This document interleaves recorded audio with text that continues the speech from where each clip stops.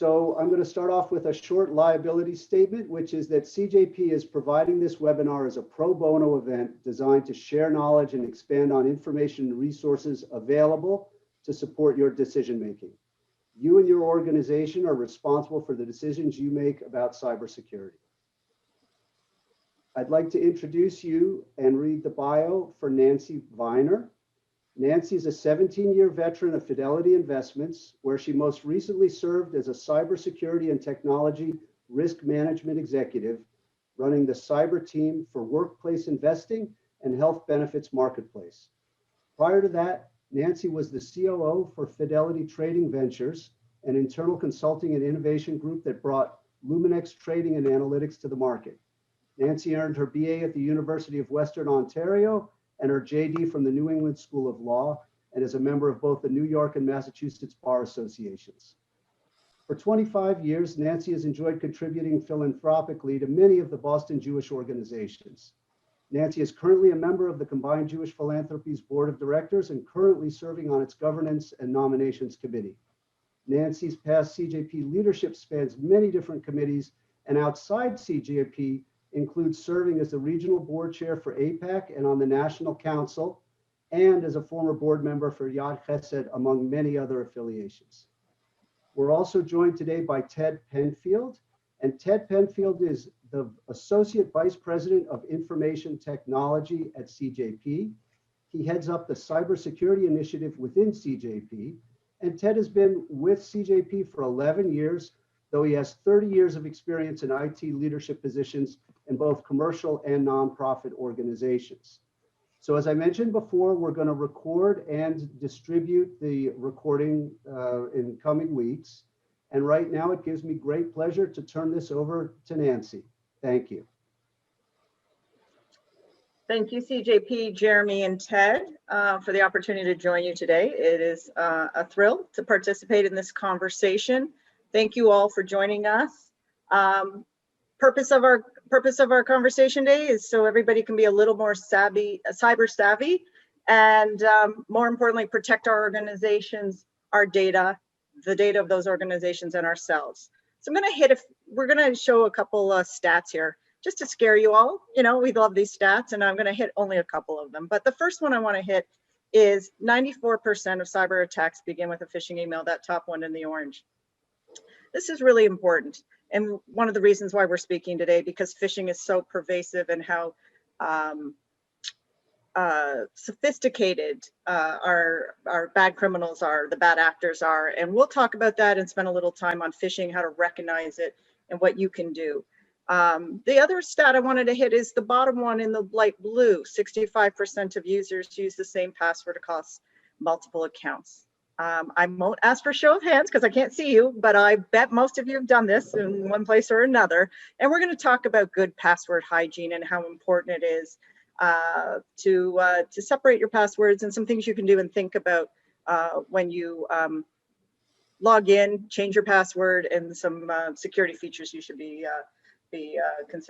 considering. And so, like in that other one, the 70% of employees don't understand cybersecurity. That's why we're here today. We want to help. We want to answer questions. We want to help your organizations if they have questions.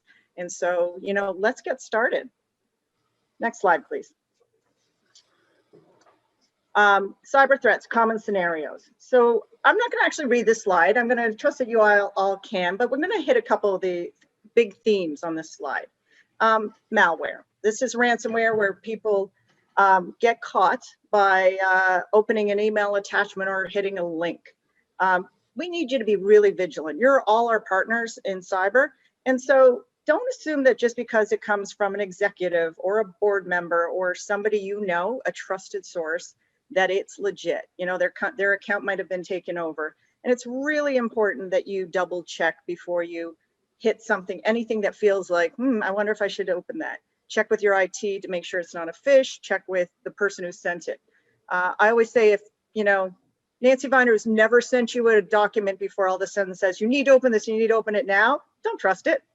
So keep that in back of mind. If anybody calls you and says, you know, they need your, you know, access or credentials, of course, I hope you won't do that either. So credential theft, this is really important. This is phishing, luring you to expose your IDs and your passwords we're going to talk about those fish, but that's really important. You know, just when in doubt, don't give anybody any of your personal information. Really, really important. And especially if you're using that same password in more than one place. And then breaches, of course, they happen because of malware and credentials, but also, you know, vulnerabilities in your organization, not patching and not using the most current state of any product that you have. So applications are really, you know, keeping them up to date with the patches and the releases. And that goes also for your iPhone, your iPad, and your own computers. And we'll talk about that a little later. I was going to also add, Nancy, that you know, credential theft can be one of the most damaging things because you know, it can be very damaging and long lasting because somebody can live inside of your email account or whatever, and you may not even know. So it's very important. Not that any of these are less important, but credential theft can be very damaging and far reaching. Exactly. All right, next slide, social engineering. I'm going to actually read this one because this is important. It's the art of manipulating people into giving confidential information. This is exploiting human error to gain, and often it's not intentional, right? It's giving up confidential information. It's gaining access to physical and digital resources. It's installing malware, and it's persuading you to do something on their behalf. And so we're going to talk about that, but it happens through deceptive emails, emails promising you a reward. Anybody who ever promises you a gift card, a free gift card, don't take it. I promise you, it's not good. It's never good. Using a false identity to trick you. And so, you know, phishing is the most common one, and we're going to spend some time here. Ted is going to teach us how to recognize a phish and dive a little deeper into that specific part of social engineering. Thank you, Nancy. As Nancy mentioned, over 90% of cyber attacks begin with a phishing email. And basically, phishing is the use of email to fool you into revealing some information, downloading malware, or executing a transaction that is not in your best interest. Phishing emails, like the one that you see here, the Netflix email, your account has been suspended. You know, they're designed to be looked at, they're legitimate. They have a sense of urgency to them. They include links for you to, you know, quickly and conveniently go fix the problem. They're often targeted to executives. They can also be from executives. We're gonna show an example of that today. But it's basically designed to fool you, to get you to do something that's not in your interest, and it helps the attacker. So here's a couple of examples that we have. The first one is stealing your credentials, and we're just going to walk through that very quickly, just to show you how someone can steal your credentials and perhaps you may not even know about it. So here's an email. It's from Office 365 in Microsoft. It says medium severity alert has been triggered. That sounds serious. I better check into this. It gives you a link to investigate the situation. So, you know, a lot of people, they'll just click on this link and lo and behold, an Office 365 login screen will come up. Okay, so you enter your email, you enter your password, you click sign in, and nothing happens. And you think, oh, that's odd. Well, that's because the website and the email itself was actually fake, and it was controlled by a hacker. And what they did is when you click that sign in, that was actually their website looking like Office 365, and they're very good at it. They can make it look very real. And you put in your credentials, you click sign in, that's their website, not Microsoft's website, and they just recorded your email and your password. So now they have your credentials. They stole your credentials. You could avoid all this if instead of immediately clicking, you hovered over the investigate link and it would show something that had nothing to do with email, nothing to do with Microsoft or Office 365, and it would be obvious that it's fraudulent. So we always say, stop, look, and think. Think, should you even be getting this type of alert from Microsoft? Wouldn't you want to talk to your IT folks first and see the validity of this link? So it's very important to stop, look, and think, be suspicious of things that are out of the ordinary, and hover over the links. The next thing we're going to do is show you about stealing money. So the first thing was stealing your credentials. Now we'll talk about stealing your money through phishing. So here's an email from Rabbi Jane. And Rabbi Jane is asking Larry to go out and get some gift cards, about $4,000 in gift cards, as a matter of fact. Larry, wanting to, be responsive, she asks if he can get it done in 45 minutes. So what's Larry going to do? Likely might run out and buy some gift cards. However, if Larry were paying attention, he might see that the email address itself doesn't really look like Rabbi Jane's email. And this is a common tactic used for stealing money through the form of gift cards. Is they change the display name. And so this person, whoever this person is, CEO.VerizonTalk@AOL, whoever that is, they change their display name to Rabbi Jane Doe. We get these things at CJP quite often, and they usually change the display name to an executive, and they send it out, and people see it's an executive, and they'll respond and not necessarily look at the email address itself. The whole pattern of this is when Larry comes back and with his gift cards, and he replies to the email, it's not going to go to Rabbi Jane. It's going to go to whoever is at the end of CEO Verizon Talk at AOL.com. They will then give Larry some instructions as to what to do with those gift cards.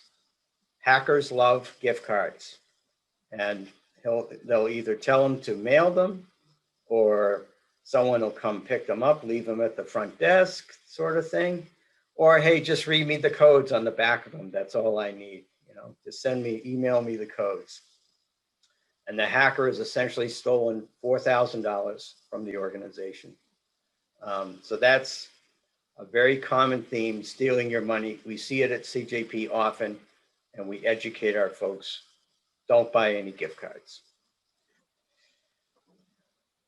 So phishing tips. Basically, you want to be wary of anything that's from an unknown or unsuspected source. It's asking you to perform some sort of an urgent action. It's using salutations such as sir or madam. Often it'll have awkward phrasing. There's a well-known Google phishing email that comes out, and it's supposedly from somebody but the phrasing is very awkward. It's not familiar phrasing at all. If you get a phishing email and you happen to click on something that takes you to a page that asks for your username, your password, an account number, Social Security, anything like that, get out. Close the page, okay? Get rid of the email. Don't put in your information.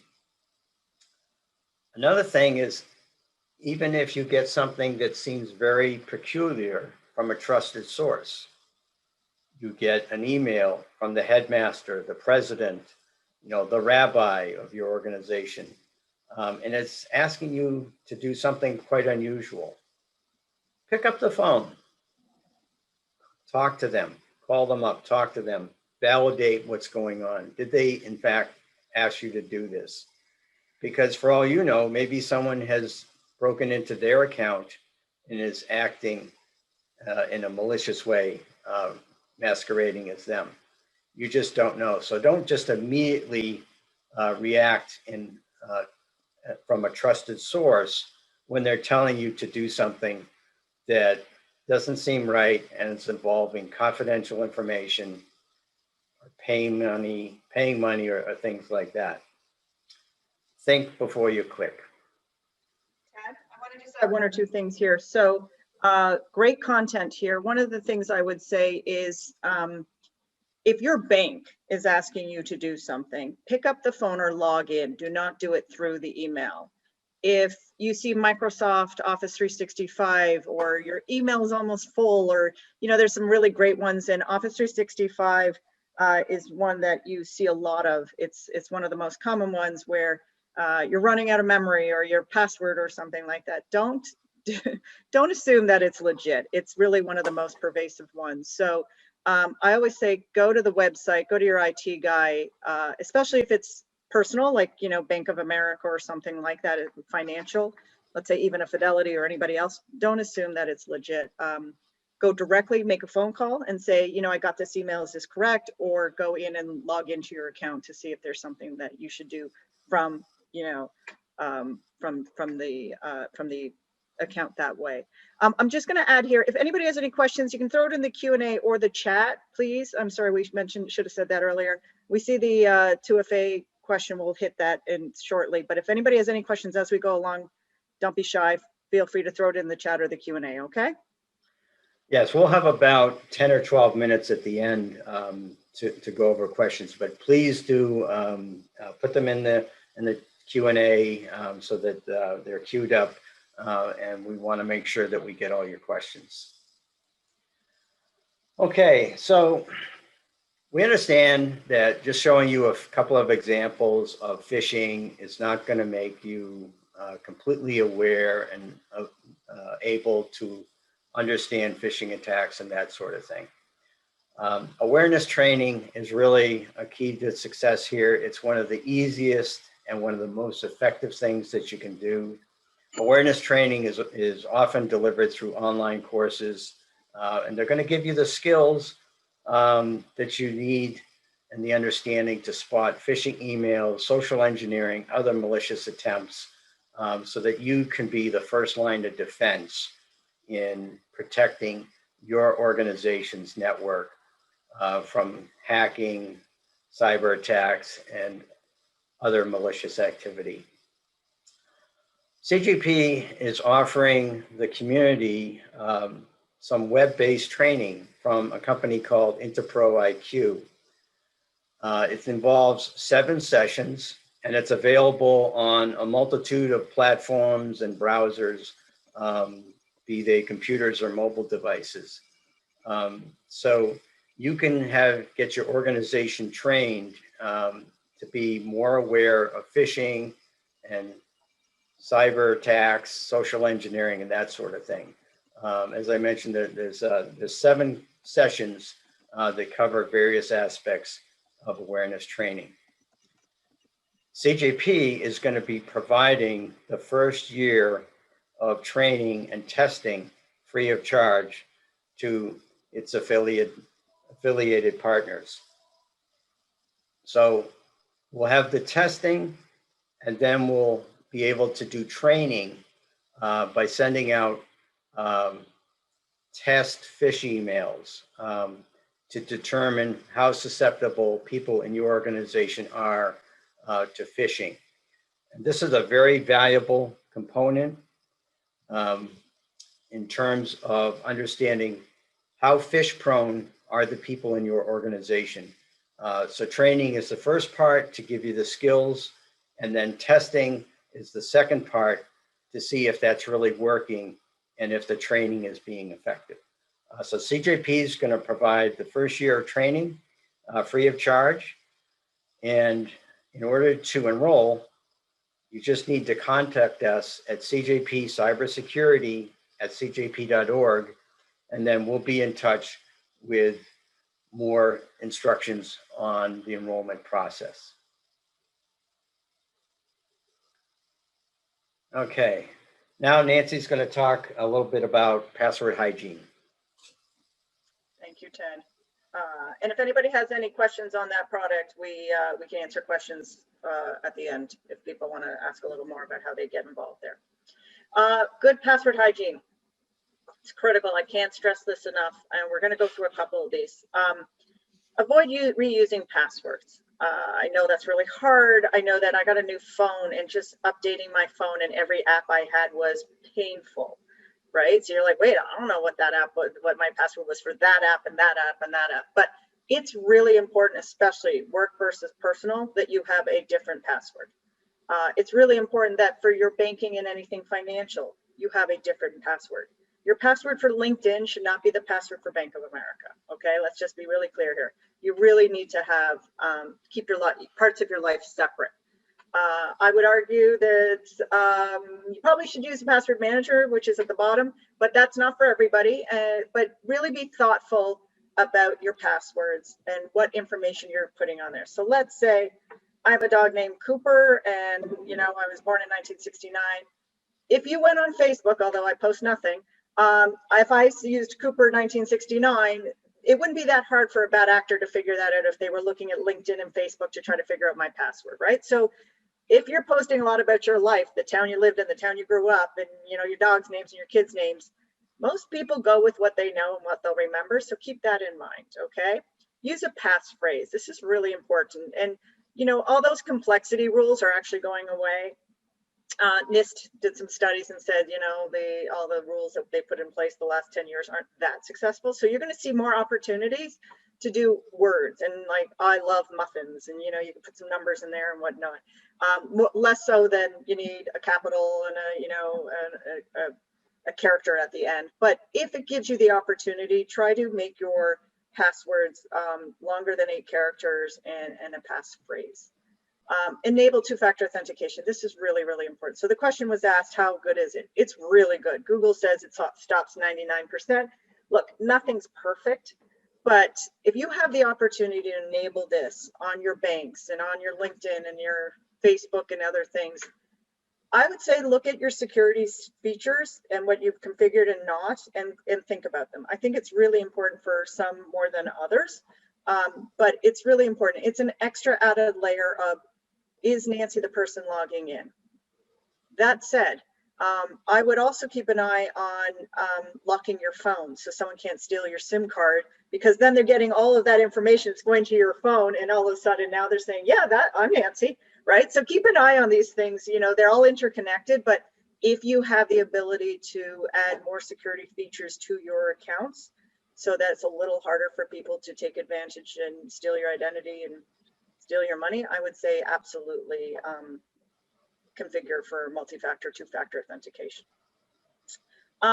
Should you make a list? I'm not a fan of this. Definitely not a fan of you keeping it on your phone or your computer. Should you make a list and keep it at home? Don't tape it to the fridge, I guess, but yes, can you have a list? But don't keep your passwords in your phone under, Microsoft and Bank of America and, whatever. A lot of people do it. I know for a fact, and at work, people put their little passwords on a sticky and they put it underneath the keyboard and they think that's safe. That's not really good password hygiene. And then, of course, consider a password manager. I think they're really worth considering. There's plenty out there. Do a little research, but it's definitely an opportunity for you to think about if you want to add that extra layer and you don't want to remember your passwords. It's definitely helpful. Stacy's asking, do we recommend a particular password manager? Ted, do you recommend any? We're experimenting now with LastPass. And we're looking at how effective it is. There are some other ones, but LastPass seems to be a favorite, and that's the one we're working with. So. And Neil Krasik is giving very good advice as well. And yes, LastPass is a good one to consider. Okay, next slide. Yeah, before we hit on, I just wanted to mention one thing and share a little bit of a story. Password complexity is important. There's talk about password length, how many characters you have, but the complexity is also very important. I'll just share a quick story. At CJP, we often do testing on our network to see if we can intercept passwords, the hashed password, the encrypted version of the password. and see if we can decrypt them and discover what the password really is. So we had a user not too long ago, and they had a 17-character plain alphanumeric password. It was all lowercase, no complexity to it, no upper lowercase, no special characters, that sort of thing, just plain letters and numbers. So we were able to intercept the password on the network as they were trying to log in. And we took the encrypted password and put it through a password cracking program. And in 2 hours, we were able to decrypt the password because it had no complexity to it. Then we tried to log in, and thank goodness the person was using multi-factor authentication, so we couldn't actually break into their account. But the key thing is not only have a long password, such as a passphrase that's shown the 3 blind mice, see how they run for it, type of example, but also have complexity your password, upper and lower case, special characters, that sort of thing. It exponentially increases the difficulty in decrypting the password.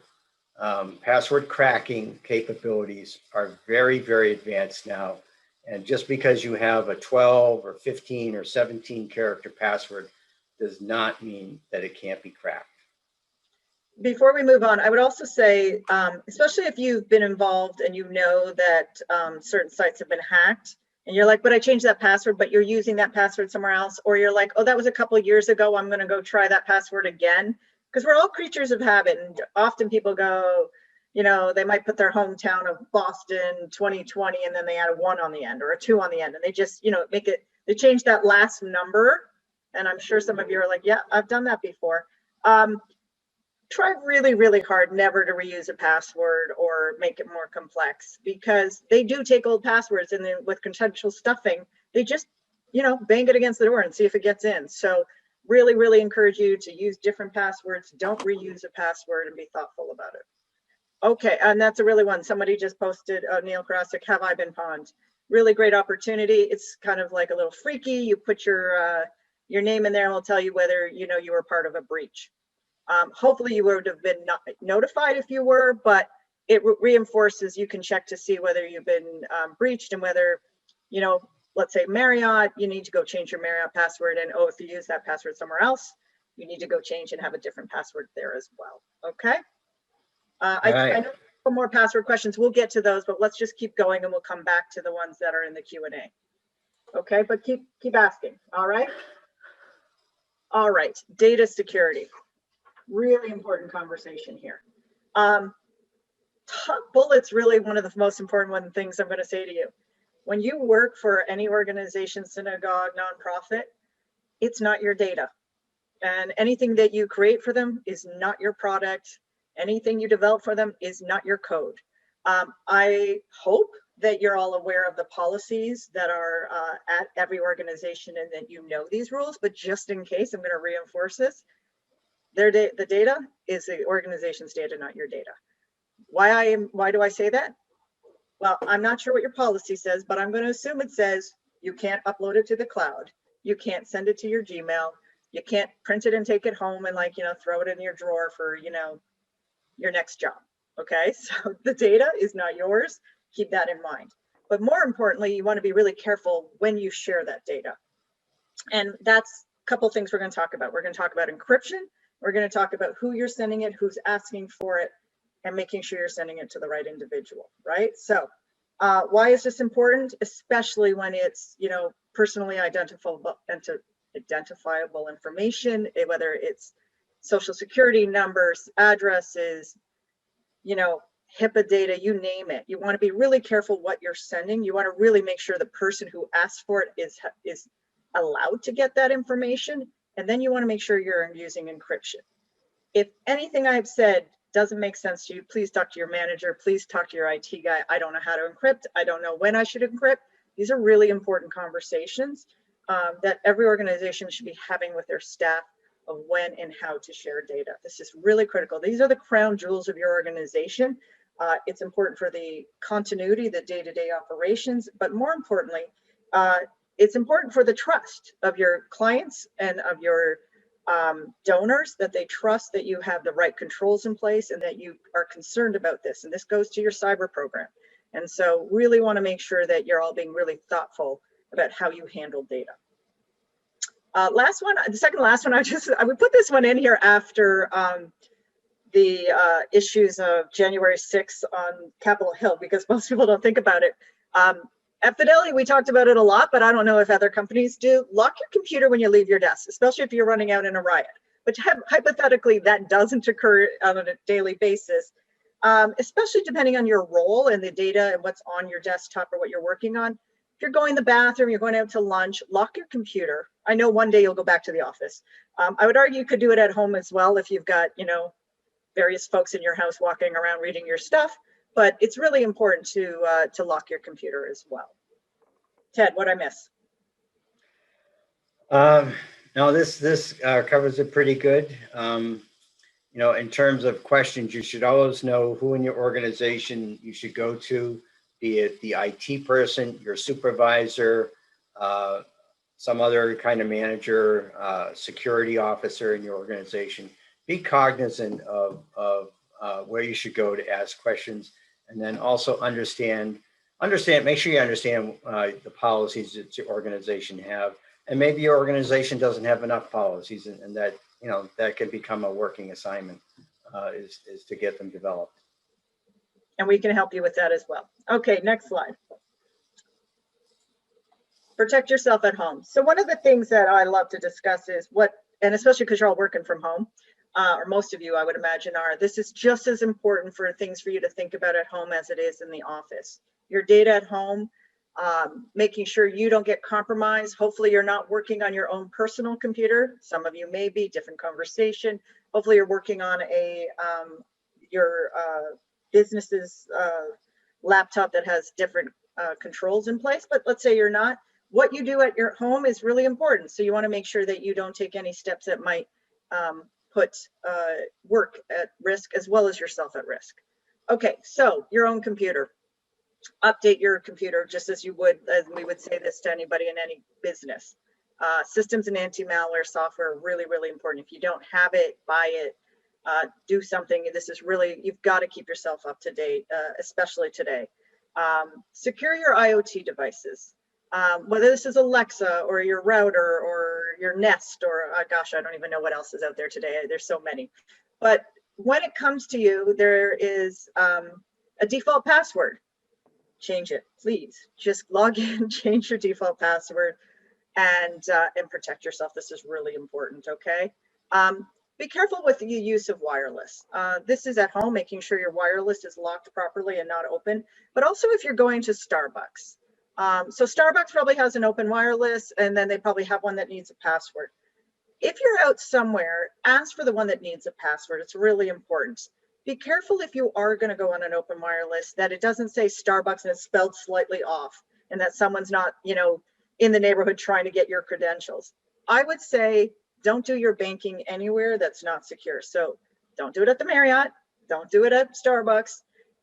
Be careful. Unless you absolutely have to, I would stick to probably doing work at home where you're most secure. Be thoughtful about what you're doing. If you want to check the sports scores and read the paper, that's one thing. But be a little more thoughtful about what you're doing outside and what information you might be putting out there. Back up your own data. This is important. Store your sensitive data. It might be, your W-2s and your taxes and other things offline if you want, and you want to put it on an external hard drive. It's a good practice. I don't think everybody will do it, but it's a good practice to do and to think about it. And also cover your webcams, especially those with young children and families. It's a good thing to have one of those little things where you can slide it back and forth and not have people have access to see into your houses, your apartments and condos, whatnot. All right. The other thing I would say is, I would say monitor your accounts, your bank accounts, your credit history, and what is going on your digital footprint. This is your life. This is really important. Don't assume that everything is under control. So, be vigilant and watch these things. We're just going to repeat these. everybody, you're all in this together. We're all here together. This is important for our communities and important for your business. You have a role to play here, and you're a partner to the cyber team and the IT team. So when in doubt, please don't click. Please enroll in this this great program that CJP is offering. I think it's fantastic. I took it myself. I promise you, I took all 7 sessions. And any questions about phishing, a policy, ask your manager or IT or your supervisor. Happy to answer any questions as well, and Ted and his team will. So, you know, please don't sit there and go, I have no idea, I have no one to ask. We really all are here to support you. Okay, one more slide. Yeah, and I would say, you know, in terms of questions that come up, you know, a phishing email or something happens, you know, in your office, whatever. I always tell people, don't be a curiosity clicker. Don't click something just to find out what it is. If you don't know what it is, it's probably not good. So I tell people in our organization, and I tell others that don't be a curiosity clicker. Be sure of what you're doing in terms of email and other types of correspondences. Okay, I'm not going to cover this page, but this is a really great little hard card that I encourage everybody to take a look at. And I would say if you did 1 or 2 or 3 of these things this month, this week, you make me a really happy person, right? Be more careful on the phishing, enable 2-factor authentication, protect all of your devices, do the you know, Apple upgrade that it just added to, make sure you, you know, you upgrade everything else in your house. This is really important. I use this page, I've used this page quite a few times in a lot of different settings. Honestly, I've taken it home and had a conversation with my 80-year-old parents and my 25-year-old nieces and nephews. So this is not something I think you can take this home and it's a Friday night Shabbos conversation for all I know. You know, if you're looking for a topic other than COVID, really important to start implementing some of the things, make yourself a little safer. You want it to be a little harder for the bad guy to attack you and they go to the next guy. So, you know, do a few of these things and you aren't an easy target. All right, if anybody has any questions on any of these, happy to answer them. Okay, now we're at the Q&A. Yeah, Fire so away. we do have questions in both the chat and the Q&A, so we'll try to get to, we'll do the questions in the chat first. Liz has a question, would a pop-up on the screen be equally fraudulent as opposed to an email? Yes, it would. A pop-up on the screen typically means that something has already been loaded to your computer and that piece of malware is now acting. It would act in a very similar manner to what might transpire through the course of you acting on a link in an email. So yes, they can be equally fraudulent and damaging. Okay. This question, should you call the person or email the person if you want to check the email is legitimate? Call as there may be, the account may be compromised. That's very true. That's what we mentioned. Matt Adwin has shared a amusing comment about a password. Interesting. Do you recommend a particular password manager? We did cover that. We're currently using LastPass. There are a few others. Let's see. Google Authenticator. Let's see. Okay, I think there was one other question here that we might have missed. Okay, let's go to the Q&A. Okay, Rachel has a question. Does 2-factor authentication negate credential theft? In most cases, yes. However, you do need to educate your staff because if you're using your cell phone as a second factor, what will happen is somebody tries to log into your account, you're going to get a prompt on your cell phone And if you respond, if you're using like an authenticator or that type of application, it'll just come up and say, do you approve or not approve? If you don't train your people that if they weren't logging in at that exact moment and they hit approve anyways, they have essentially approved someone else's login to your account. So you need to train your staff in terms of the multi-factor authentication tool that you're using. Most of the time, it's just going to text you a code and you put in the code. Those are generally very safe. Okay. What kinds of resources are there for organizations who do not have an IT department or features to use more within Office 365? Very good question. CJP is working on an outreach program where we can provide more cyber support to the community. We've done some things. Nancy and I have done the webinars, that sort of thing. We've just hired a cybersecurity engineer. Evan Prisborowski is our new cybersecurity engineer, just joined us a couple of weeks ago. So Nancy, Evan, Jeremy, Dan, myself, we're all working on developing an outreach program. And there'll be more information coming on that.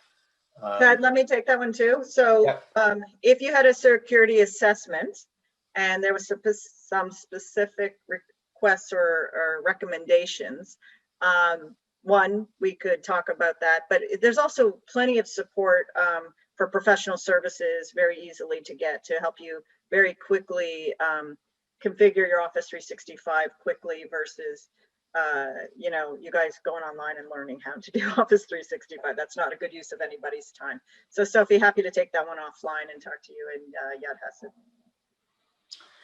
Yeah. There's a question, where should we write our passwords so we don't forget them? I'll let you take that one, Nancy. Like I said, look, if you really need to write them down, throw them in the kitchen drawer, but maybe, you know, put it in a file folder. Don't put it on your computer. Please don't put it on your iPhone. You know, Bank of America, here's my username, here's my password. Don't make it that easy. Let's make it a little harder for people. If they should steal any of your information. I'm not a big fan of lists, but let's be honest, I know they exist. If you're going to happen to keep a list on your computer, let's say, don't call it passwords and lock it, right? So, you know, if you really, really need to post it somewhere, put some security around it. Yeah, you can easily password protect a Word document. You know, just put a password on that, and then, you know, that's going to encrypt the document, and that's going to be relatively safe than just having a piece of paper lying around. But, you know, if you do have something on paper, you know, make sure you protect it like you protect your credit cards. I mean, you know, you want to give it the most protection that you can. I know everyone's personal situation is different, but treat it like you're protecting your money or your credit cards. It's the same thing. Evan has a question. I am working from home using my personal computer, putting my organization at risk with these. Am I putting my organization at risk for these cyber threats? Yes, you probably are, unless you've done tremendous work in protecting your computer. It depends upon how much protection your organization puts on, you know, the company-owned computers. At CJP, our computers have specialized malware, antivirus software, updating software, and monitoring software. Those types of things wouldn't be available on someone's personal computer. So it is not equally protected as a company resource. You really should talk to your IT organization or your IT provider in terms of what could be done. So I would say if there's IT folks on the phone and they're saying, I probably should think about Sophos or Office 365, or, you know, working from home and people are using personal computers, or maybe we haven't done enough. Really good conversation for Ted and Evan on what more you can do and some guidance here so that you make sure, look, nobody's going back into the office anytime soon. love to hear that everybody has great, sound computers that they're working on, but I would hazard a guess that's 100%. So opportunity, no doubt, to focus on that if it hasn't been focused on yet. Yeah. Another question, are Apple complex passwords good to use? Not 100% sure what you mean by Apple complex passwords, but complex passwords in general are good to use.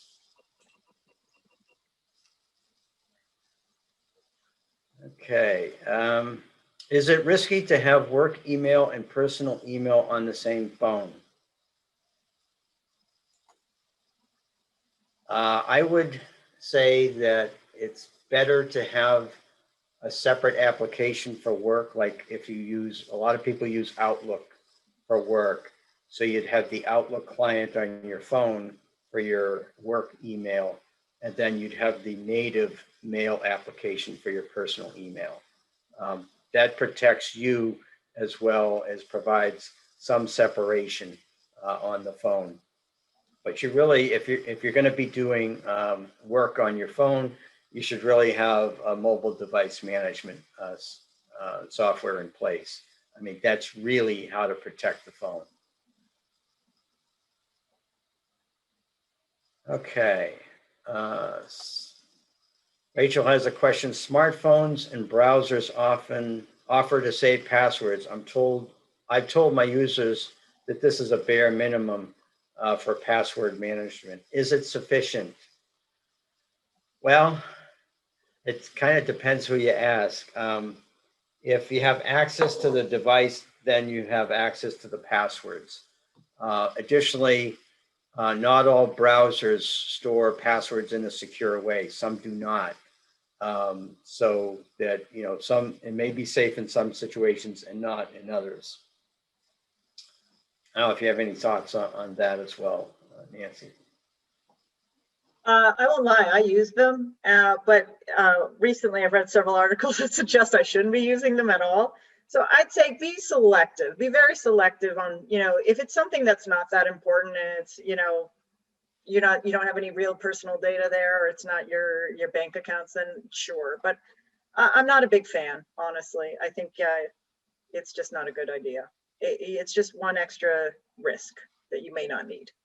So be thoughtful about it or selective. Yeah. Another question, how to protect credit card from scanners. That's a little bit beyond the scope of what we're communicating today, but if there is a question, more specific question, you could submit that to the CJP Cybersecurity email, and we'd be happy to follow up. That typically gets into PCI compliance and that sort of thing. Okay, just checking how we're doing on time. What if your device is too old to update to the most recent OS? Get a new device. Yeah, if you're a couple OSs behind on anything, you really need to take care of that. I would not, end of life on something, it's end of life. You really, it's risky. It's risky for everybody. Yeah, particularly any of you with those old Windows XP machines out there. I have one at home. I took it off the network several years ago. I've turned it off. I leave it. If I need something off of it, it's unplugged from the network. I'll turn it on and use it as a standalone. But you would not want to be using an out-of-date hardware software situation. So you do need to buy new hardware at some point. Is there a problem using the recommended passwords? Like an application that might recommend a password, give you some sort of scrambled password. The challenge is going to be, are you going to remember that? Versus, three blind mice, see how they run, something like that. A good password is easy for you to remember and difficult for others to guess or to decipher. Okay, that's a good password. Okay, does accessing a works network via VPN. Having trouble saying that. Is that secure enough? Generally, yes. Versus other methods of remote desktop and that sort of thing. VPN is generally more secure. You really want to talk to your IT person, whether it's in-house or contract IT, in terms of the specific VPN and encryption strength that you're using. But generally, that's a more preferred way versus some other methods. What about cloud-based remote desktop server? Generally, we haven't worked too much with them. We've worked with some things, Splashtop and that sort of thing. Maybe if you want to email us with some more specifics, we could give you some more specific guidance on that. So, let's see. Apple, Mac will generate complex passwords and save them. Yes, correct. How secure is thumbprint in place of password? What's interesting is there was a lot of hardware biometric devices, thumbprint.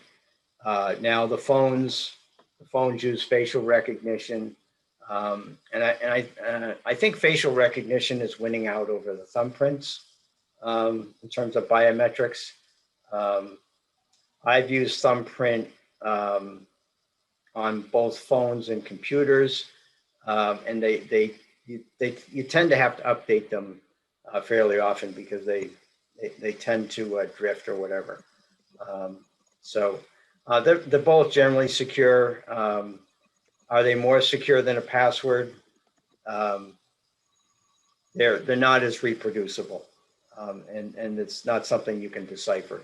So it's basically that second factor. The first factor is something that you know, and then something that you have. Third factor is something that you are. So it's the third factor is your fingerprint or your thumbprint is who you are, and facial recognition is who you are. Facial recognition technology has gotten really, really good.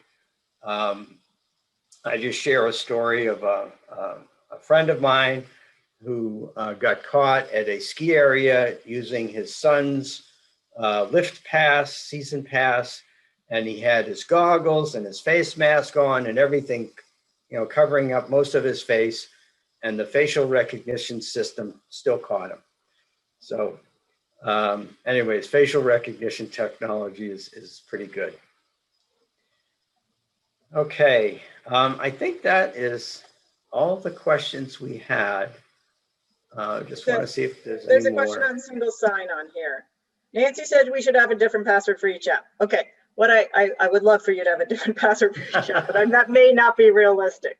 I want you to be really careful between work and personal and your financial and your personal. So if you even started there, that would be a huge, huge improvement. Single sign-on is a good idea. Well, depending on where it's coming from, hopefully it's work and you can trust your work's products. So assuming it's work single sign-on, I would say yes, single sign-on is a good idea. Okay, yeah. Ted, take us home. All right, so let me just close that up. Okay, so for more information, you can reach out to me, Ted Penfield, Ted P at CGP.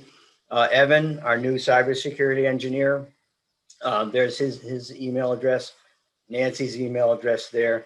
You can reach out to Communal Security, and then please remember to enroll in the Intel Pro Q IQ awareness training by emailing CGP cybersecurity at cgp.org.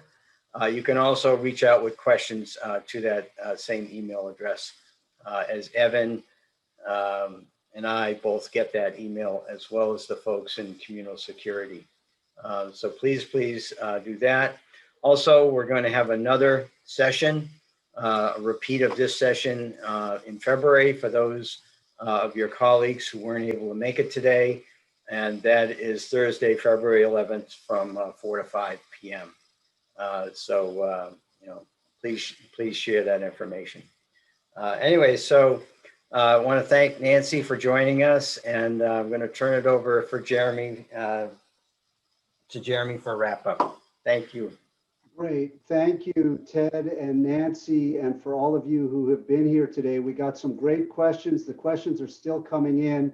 And obviously, some of you are quite sophisticated in what you're doing and in the questions that you're asking, and we really appreciate that.